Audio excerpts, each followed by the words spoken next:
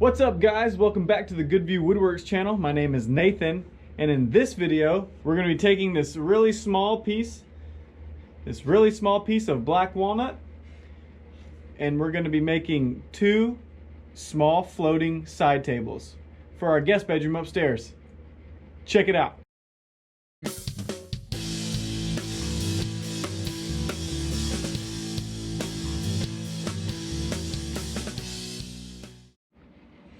I want to give a shout out to Blue Water Wood Company for sending us this nice piece of black walnut.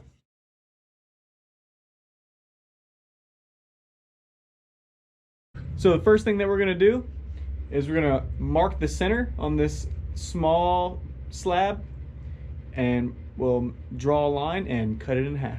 So I've got my center marked here and here. Take this piece of scrap and we'll make a line.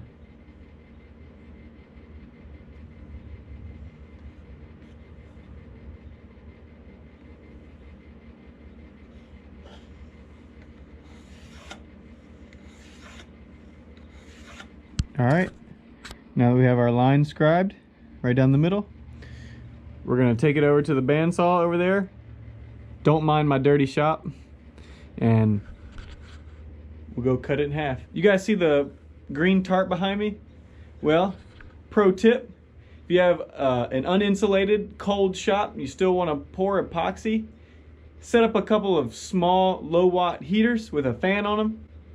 You can put them under the tarp and get your slab curing.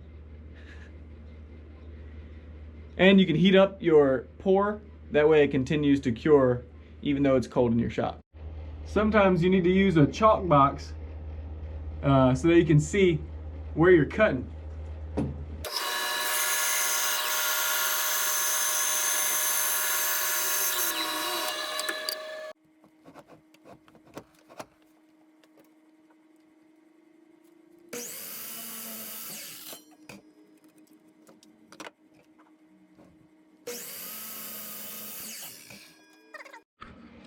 Alright guys, now that we have our two pieces cut,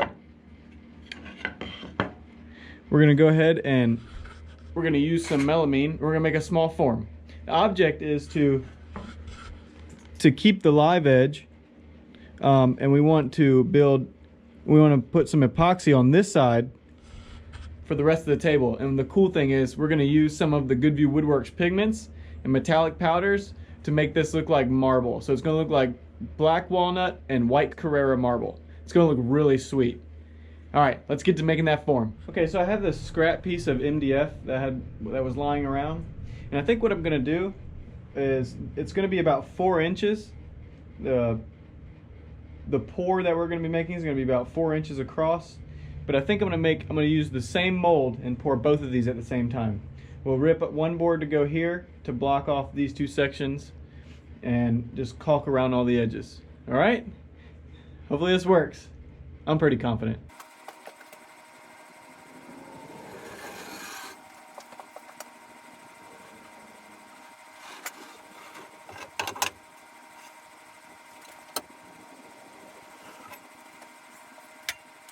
All right, now that we have our line,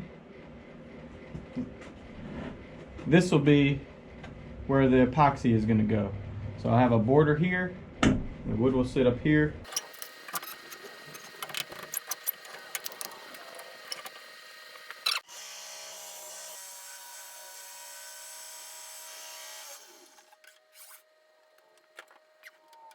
Alright guys, now that we have all of our sides cut, what we're going to do is we're going to take our pocket hole jig and we're going to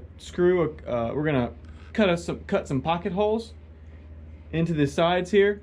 And then we're going to take some caulk and we're going to caulk around all the bottoms. So we'll caulk on the bottom of each one of these boards. We have 3 in the middle and 1 on the end. And then after that we'll actually go and we'll caulk the inside there, and we'll also caulk along the board here. That way we seal up any edges that could possibly leak, because that's what we don't want. We don't want any leaks. All right.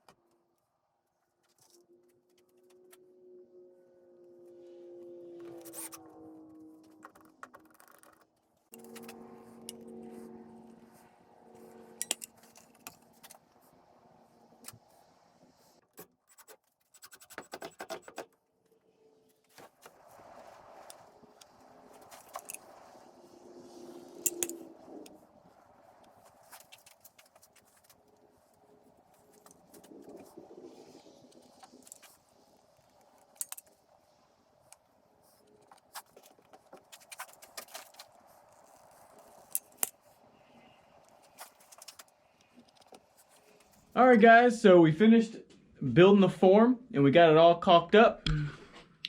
As you can see, we got all the edges caulked, so that way nothing can leak out.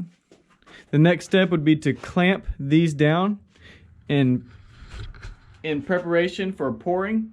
But we're gonna pour it in the next video in this series. So guys, I hope you stay tuned. I hope that you liked this video. If you did, smash that like button. Also hit that subscribe button and ring the bell for notifications. Also, when you click the bell, select all notifications at the top so that you don't miss anything that I post. I'm really excited for this project because not only are we going to be using Goodview Woodworks pigments, but we're also going to be trying out some other really cool materials as well. But that's it for this video, and I want to thank you guys for watching. And as always, thanks for hanging out with us.